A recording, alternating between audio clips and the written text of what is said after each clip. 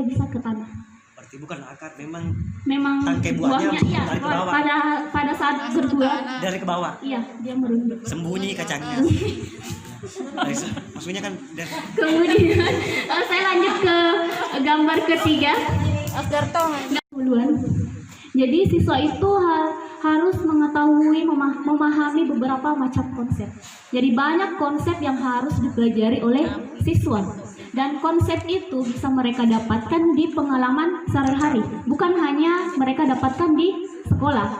Dan ternyata dari pengalaman itu dia mendapatkan sesuatu yang mereka mengerti. Terbentuklah konsep di diri mereka dari pengalaman sehari-hari itu. Jadi sebenarnya siswa itu tidaklah seperti kertas putih yang kosong saat masuk di sekolah.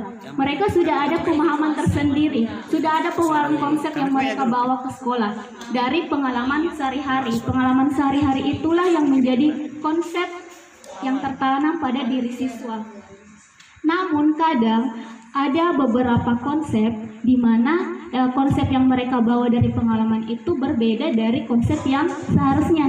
Contohnya yang tadi, yang mengira buah mente itu yang buah yang tangkai itu, bawang merah itu batang, itu salah satunya.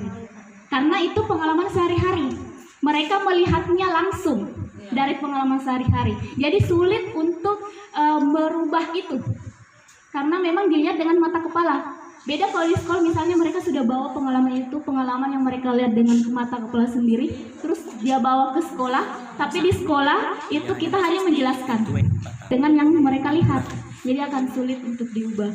Tapi bisa diubah. Jadi kalau begitu ada tangkai yang bisa dimakan sih?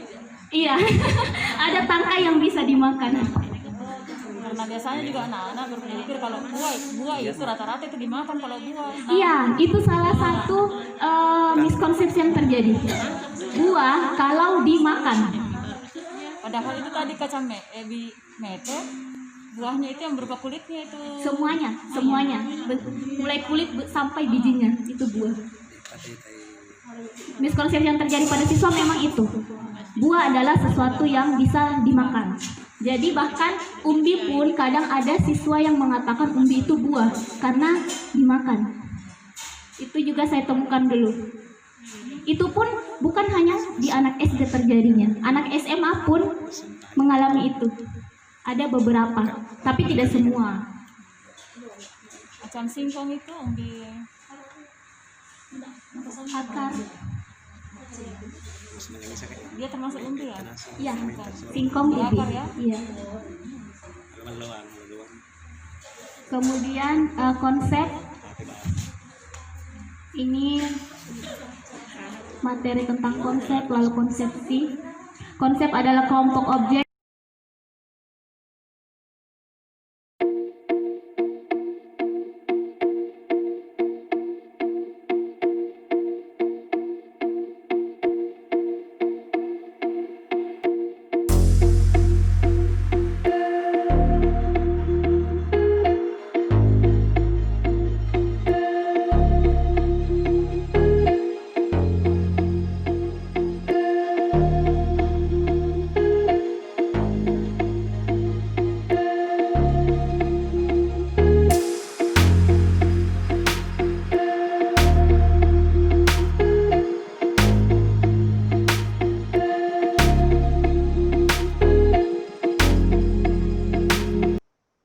yang tadi itu adalah tes gnostik, tes yang digunakan untuk mengetahui kelemahan-kelemahan siswa. Jadi bukan untuk mengetahui pencapaian siswa, tapi hanya untuk mengetahui kelemahan. Jadi bukan untuk pencapaian, jadi bukan untuk nilai, tapi memang benar-benar kita ingin tahu apa-apa saja kesulitan-kesulitan yang dihadapi oleh siswa, sehingga kita sebagai guru akan bisa melakukan perbaikan ke depannya. Ini tadi tes diagnostik ada beberapa macam, bisa semua digunakan. Namun ini salah satu contoh yang bagus, two-type diagnostic test khusus untuk miskonsepsi. Biasanya disebut juga pilihan ganda beralasan. Jadi ada dua tes two-type itu ada dua tingkatan soalnya. Tingkatan pertama yang first type itu pertanyaan mengenai konsep. Jadi pertanyaannya itu berupa pilihan ganda seperti biasa. Kemudian tingkatan kedua itu ada 2 macam. Itu mendiagnosa alasannya mengapa mereka memilih jawaban yang paling atas, yang tingkatan pertama. Contohnya ini ada 2 macam style. Ini yang pertama. Ini sebenarnya soal yang pertama, yang tingkatan pertama. Jadi seperti pilihan ganda seperti biasa. Tingkatan kedua adalah alasan mereka menjawab ini. Misalnya di sini mereka menjawab A.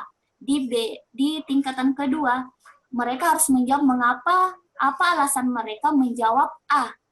Jadi kita akan tahu apakah mereka benar-benar paham, ataukah mereka cuma menebak, atau mereka mengalami miskonsepsi dari alasan yang mereka pilih di sini. Model yang kedua, ada pilihan ganda. Yang pertama itu pilihan ganda. Tapi yang kedua, tingkatan keduanya itu alasannya kita tidak membuat pilihan ganda lagi seperti ini, tapi terbuka. Jadi kita hanya menuliskan alasannya apa. Jadi terserah mereka mau jawabnya apa. Jadi kita tidak memberikan pilihan jawaban seperti ini. Jadi ada 2 macam.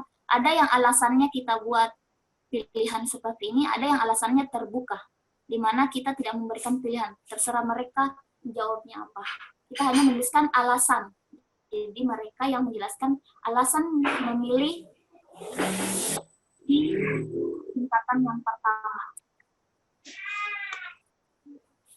Kalau CRI ini metode di mana siswa itu memilih tingkatan keyakinan mereka menjawab soal.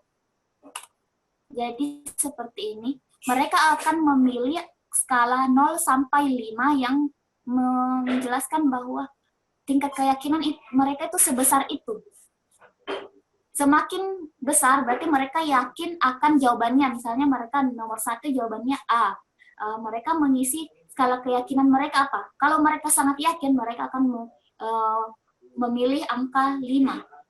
Atau 4 atau 3. Tapi kalau mereka benar-benar menebak, maka mereka akan memilih angka 0, 1 atau 2. Contohnya ini kalau 0 kalau mereka benar-benar menebak, maka mereka harus memilih angka 0. 1 kalau hampir 100% mereka menebak, maka mereka harus pilih 1. 2 tidak yakin, 3 mereka yakin akan jawaban, 4 hampir 100% yakin, 5 kalau mereka 100% yakin. Ini contohnya. Jadi ada petunjuk nilai CRI yang mereka pilih berdasarkan tingkat keyakinan mereka. Semakin mereka yakin, mereka harus memilih 3, 4, atau 5. Kalau tidak yakin, 0, 1, atau 2. Contohnya seperti ini lembar jawabannya. Jadi mereka memilih jawabannya apa, alasannya apa, keyakinan mereka akan jawaban mereka apa.